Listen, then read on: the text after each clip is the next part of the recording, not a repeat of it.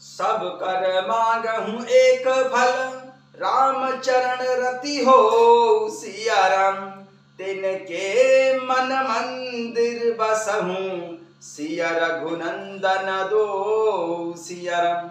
सिया रघुनंदन दो सिया राम। सब कर मांगहें एक फल, राम चरण रति हो सिया राम। तिनके मन मंदिर बसहूँ, सिया रघुनंदन दो सिया राम। सिया रघुनंदन दो। कथा शुरू होत है, आओ पवन कुमार। राम लखन सिया जानकी, सदा करहूँ कल्याण सियावर। रामचंद्र पद जय शरणम, शंकर हरि ओम जय जय सिया राम। हनुमान जी हरे, मंगल भवन अमंगल हारी। द्रवंसु दशरथ यजर बिहारी। जय सिया राम। सभी भक्तों का बहुत बहुत स्वागत है। आइए अयोध्या कांड के दोहा संख्या 270 से आरंभ करते हैं, जहां पर श्री भरत जी प्रभु श्री रामचंद्र जी को अयोध्या ले जाने के लिए बहुत ही प्रयास कर रहे हैं।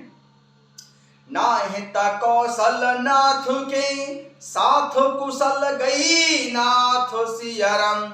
मिथिला अवध विशेष ते, जग सब भयहूँ अनाथ सिया राम। नाहित कौशल नाथ के साथ कुशल गई नाथ सिया राम। मिथिला अवध विशेष ते, जग सब भयहूँ अनाथ सिया राम। नहीं तो हे नाथ कुशल क्षेम तो सब कौशल नाथ महाराज दशरथ जी के साथ ही चली गई। उनके चले जाने से यूं तो सारा जगत ही अनाथ स्वामी के बिना असहाय हो गया, किंतु मिथिला और अवध तो विशेष रूप से अनाथ हो गए।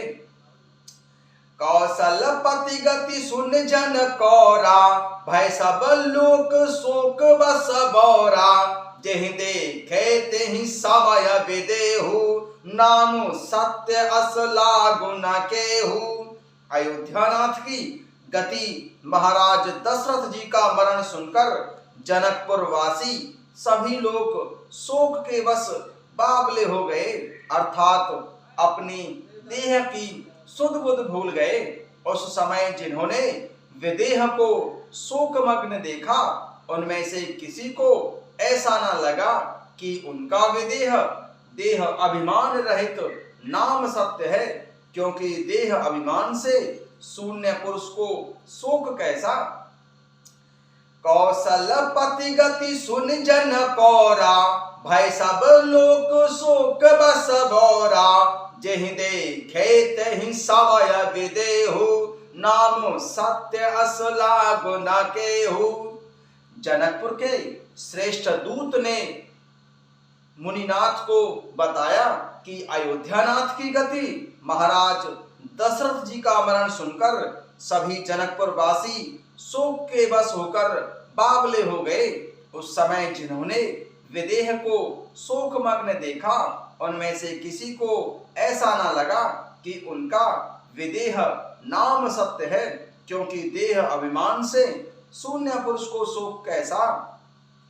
रानी को चाली सुनत नर पालहि, सूझ न कछु जस मणि बिनु ब्यालहि। भरत राज रघुबर बनवासु, भा मिथिलेश हृदय हरासु। रानी कैकेयी की कुचाल सुनकर राजा जनक जी को कुछ सूझना पड़ा, जैसे मणि के बिना सर्प को नहीं सूझता है। फिर श्री भरत जी को राज्य और प्रभु श्री रामचंद्र जी को वनवास सुनकर मिथिलेश्वर राजा जनक जी के हृदय में बड़ा दुख हुआ। रानी को चाली सुनत नर पालहि, सूझ न कछु जस मणि बिनु ब्यालहि। भरत राज रघुबर बनवासु, भा मिथिलेश हृदय हरासु। रानी कैकेयी की कुचाल सुनकर राजा जनक जी को कुछ नहीं सूझ पड़ा, जैसे मणि के बिना सर्प को कुछ नहीं सूझता है। फिर श्री भरत जी को राज्य और प्रभु श्री रामचंद्र जी को वनवास सुनकर मिथिलेश्वर महाराज जनक जी के हृदय में बड़ा भारी दुख हुआ। नप बूझे बुध सचिव समाजु, कहूं विचार उचित का आजु, समुझ अवध असमंजस दो, चले करहु न कह कछु को। राजा जनक जी ने विद्वानों और मंत्रियों के समाज से पूछा कि विचार करके कहिए आज इस समय क्या करना उचित होगा। अयोध्या की दशा समझकर और दोनों प्रकार से असमंजस जानकर चलिए या रहिए, किसी ने कुछ नहीं कहा।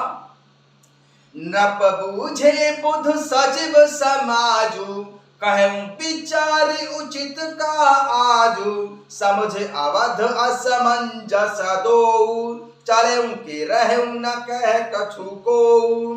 राजा जनक जी ने विद्वानों और मंत्रियों के समाज से पूछा कि विचार करके कहिए आज इस समय क्या करना उचित होगा। अयोध्या की दशा समझकर और दोनों प्रकार से असमंजस जानकर चलिए या रहिए, किसी ने कुछ नहीं कहा।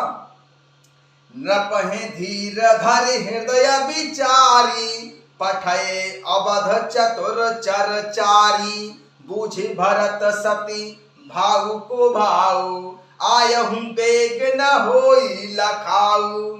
नपहे धीर धर हृदय विचारी, पठये अवध चतुर चरचारी, बूझी भरत सती भाऊ को भाऊ, आयहु बेग न होई लखाऊ।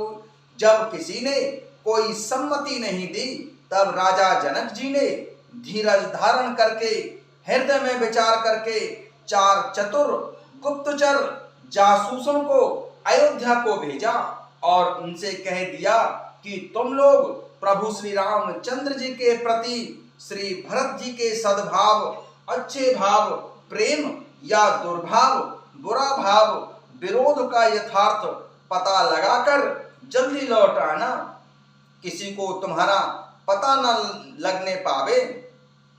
नृपहे धीर धरे हृदय विचारी, पठये अवध चतुर चरचारी, बूझे भरत सती भाऊ को भाऊ, आयहु वेग न होई लखाऊ।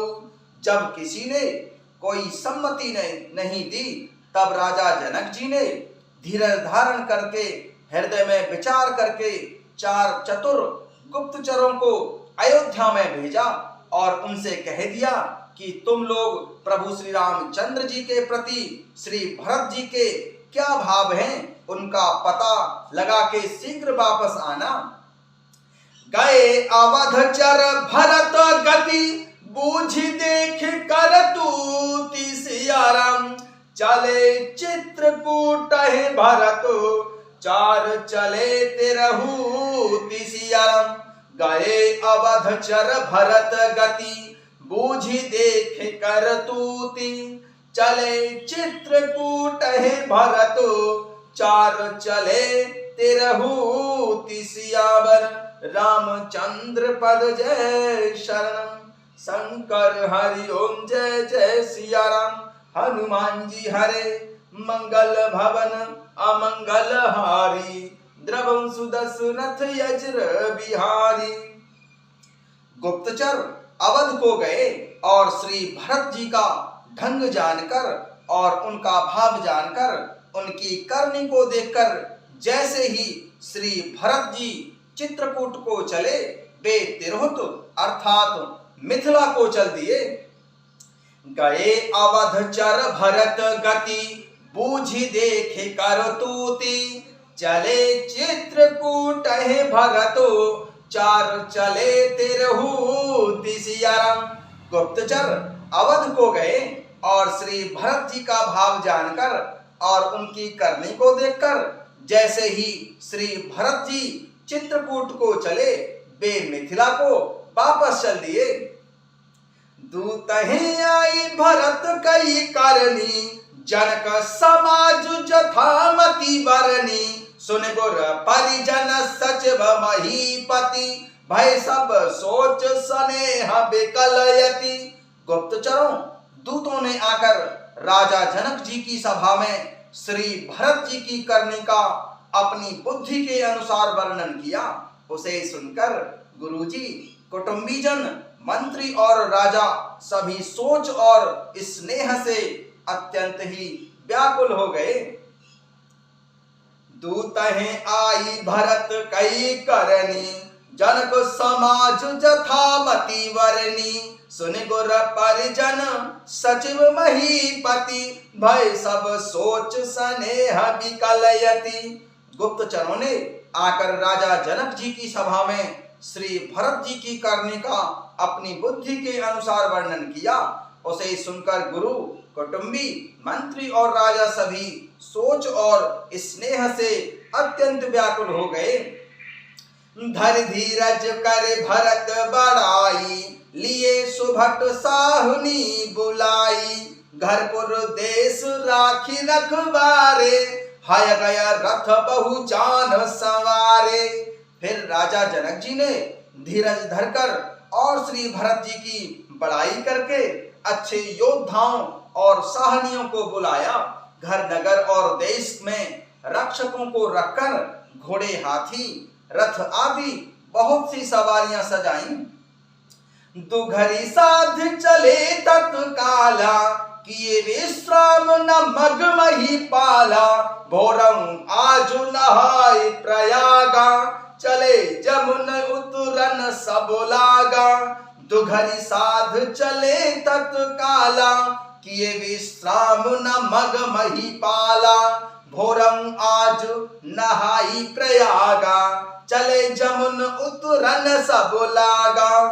वे दुघड़ियां मुहूर्त साध कर उसी समय चल पड़े। राजा जनक जी ने रास्ते में कहीं विश्राम नहीं किया। आज ही सवेरे प्रयागराज में स्नान करके चले हैं। जब सब लोग यमुना जी उतरने लगे, श्री जनकपुर के श्रेष्ठ दूत ने महाराज वशिष्ठ जी को ये सब समाचार सुनाए। दुघरे साध चले तत्काला किए विश्राम ना मग मही पाला भोरहु आज नहाई प्रयागा चले जमुन उतरन सब लागा। वे दुघड़ियां मुहूर्त साध कर उसी समय चल पड़े। राजा ने रास्ते में कहीं विश्राम भी नहीं किया। आज ही सवेरे तीर्थराज प्रयागराज में स्नान करके चले हैं। जब सब लोग यमुना जी उतरने लगे, खबर लेन हम पठे ना था तन कही असमही नायऊ माथा साथ की रात 6-7 दिन है मुनिवर तुरत विदाचर कीन है। तब हे नाथ, हमें खबर लेने को भेजा है। उन्होंने दूतों ने ऐसा कहकर पृथ्वी पर सिर नवाया। मुनि श्रेष्ठ वशिष्ठ जी ने कोई 6-7 भील किरातों को साथ देकर दूतों को तुरंत विदा कर दिया। खबर लेन हम पठे ना था तिन कही असमही नायऊ माथा साथ की रात 6-7 दिन है मुनिवर तुरत विदा चर कीन है।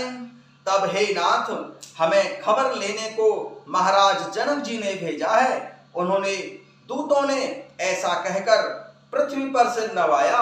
तब मुनि श्रेष्ठ वशिष्ठ जी ने 6-7 भील किरातों को साथ देकर उन श्रेष्ठ दूतों को तुरंत ही विदा कर दिया। सुनत जनक आगमनु सब हर्ष्यउ अवध समाज सियाराम रघुनंदन ही सकोच बड़ सोच बेबस सुरराज सियाराम।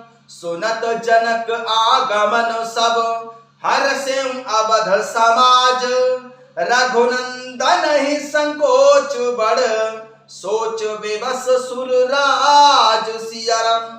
सुनत जनक आगमन सब हर्ष्यउ अवध समाज रघुनंदन ही संकोच बड़ सोच विवश सुरराज सियावर, रामचंद्र पद दय शरणम। शंकर हरि ओम जय जय सिया राम। हनुमान जी हरे मंगल भवन अमंगल हारी, द्रवंसु दशरथ अजर बिहारी। महाराज जनक जी का आगमन सुनकर सभी अयोध्या वासियों का सारा समाज बहुत ही हर्षित हो गया। प्रभु श्री रामचंद्र जी को बड़ा संकोच हुआ और देवराज इंद्र तो विशेष रूप से सोच के बस हो गए। जय सिया राम।